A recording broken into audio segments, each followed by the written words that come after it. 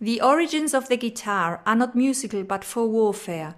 Man noticed that the bow and arrow he used to hunt and fight with could also make beautiful sounds.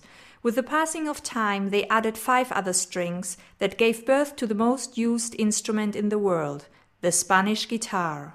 This is the sound of the great ambassador of Spanish culture, a jewel that can use up to 15 woods from up to 15 different countries, 5,000 pieces, and the expertise of 25 luthiers working intensely for nearly 2 months.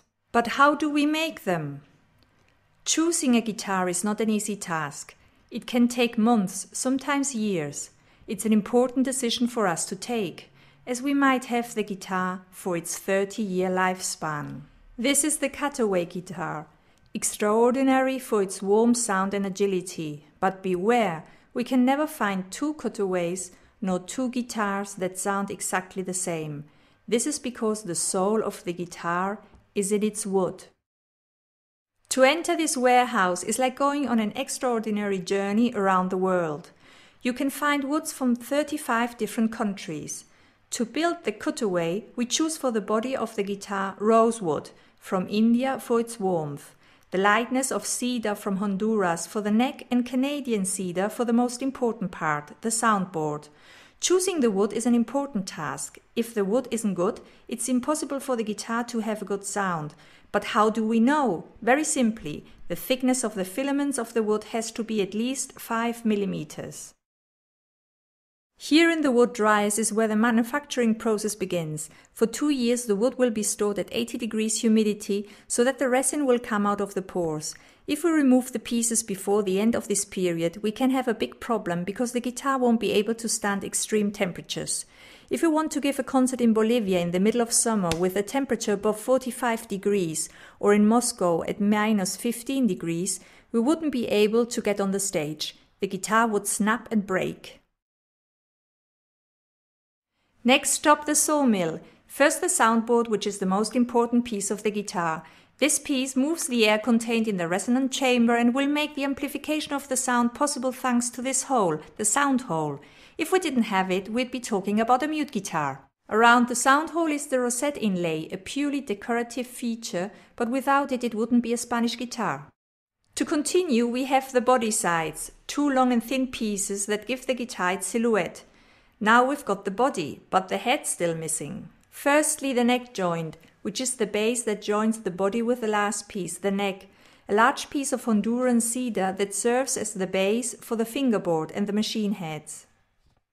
Now we begin to put the guitar together, a practice that has 300 years of history and that always starts with the neck, the piece to which we will join first the body sides to give the guitar its shape and then the heel, a piece we remember that joins the head with the body of the guitar.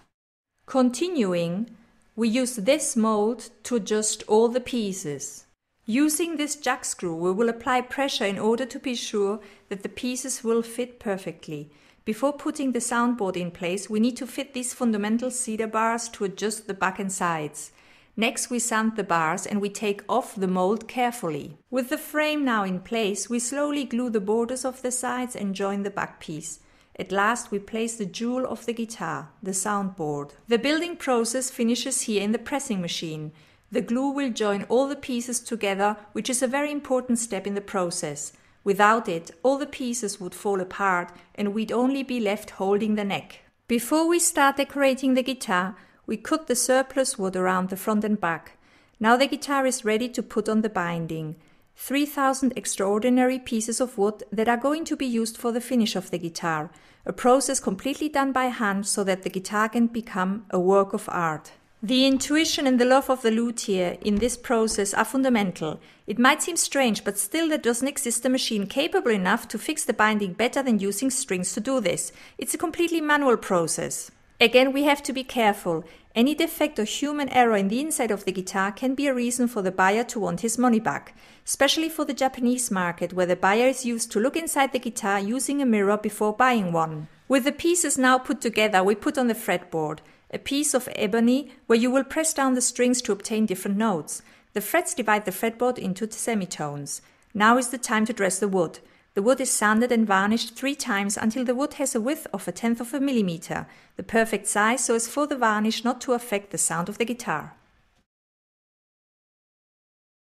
The next step is cutting and adjusting the 19 frets. They will create the musical magic. When the string is pressed against these frets, different notes are produced. Now we have a delicate moment in the process, the putting on of the bridge. With extreme caution we glue the bridge to the soundboard. It can't be moved, not even a millimeter. It has to support the 46 kilos of tension from the strings. If we don't fix it properly, we can have a serious accident. The tension of the strings means that the bridge can come off shooting like a bullet with the serious risk of hitting us in the face. The guitar is now in the operating theatre, the moment to make it beautiful, the finish. You spray it directly on the guitar and leave it drying with great precaution for 4 days. We have to be careful. One piece of dust can ruin this process. Once outside, the embellishing process of the guitar continues with wet sanding. Once again a completely manual process. Next we polish the guitar to give it its shiny finish. If we are able to see our reflection in the guitar, it means everything has gone all right.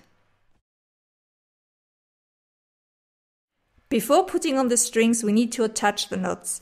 These little pieces of cowbone enable the player, due to the firmness, to regulate the tension of the strings.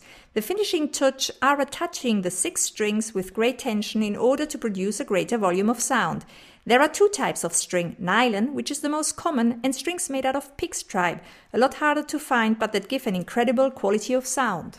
The guitar is finished, now is the moment for its debut. String for string, fret for fret, we check the sonority and the tuning. The skills of this last luthier are not in his hands but in his hearing. Here the luthier needs a special ability to tune the 3rd string, the most difficult. Never will someone be able to tune it 100% using mathematics. The spacing of the frets is never perfect. This is the most passionate moment, getting all the notes to have a uniform balanced sound and that the guitar really expresses what you want to have in a guitar.